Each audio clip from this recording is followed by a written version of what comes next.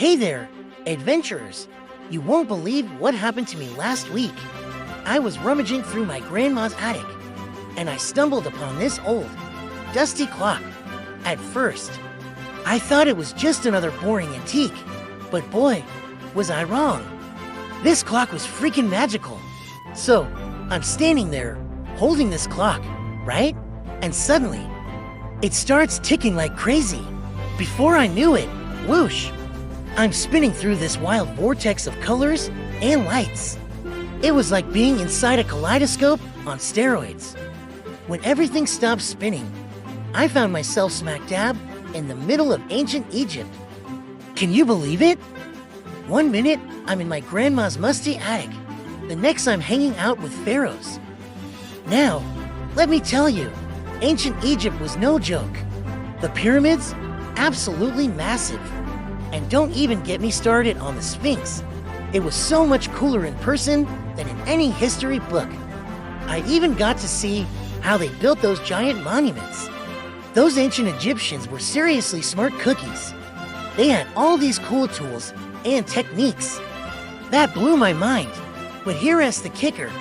Just when I was getting used to the scorching desert heat and figuring out how to walk like an Egyptian, the clock started going nuts again. Bam! Next thing I know, I'm in medieval Europe. Talk about a culture shock. Medieval Europe was wild. You guys, knights in shining armor, castles with moats, the whole shebang. I got to see a real jousting tournament. It was like watching an extreme sport, but with horses and lances instead of skateboards and bikes. The food was interesting. Let's just say I have a newfound appreciation for modern cuisine.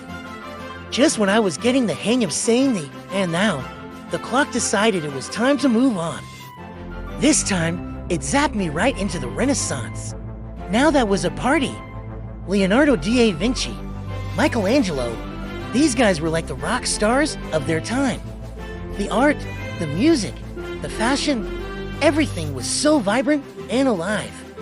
I even got to see the Sistine Chapel being painted.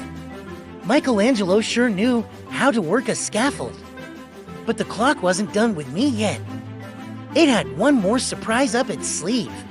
With a final tick, I found myself in the roaring 20s. Talk about a change of pace. The jazz, the dancing, the crazy fashion. It was like stepping into a black and white movie, except everything was in color.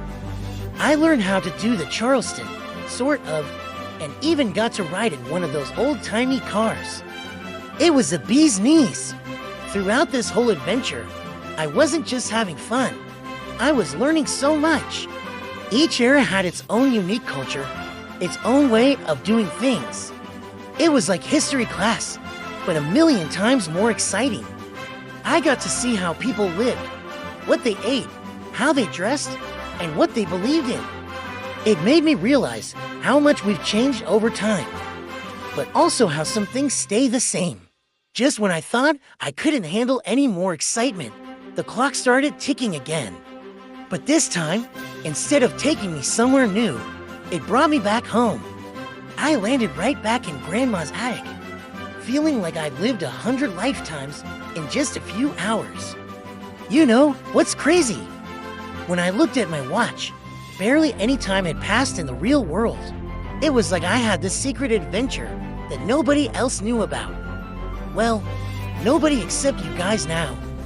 This magical clock taught me that history isn't just dates and facts in a textbook. It's alive, it's exciting, and it's full of amazing stories.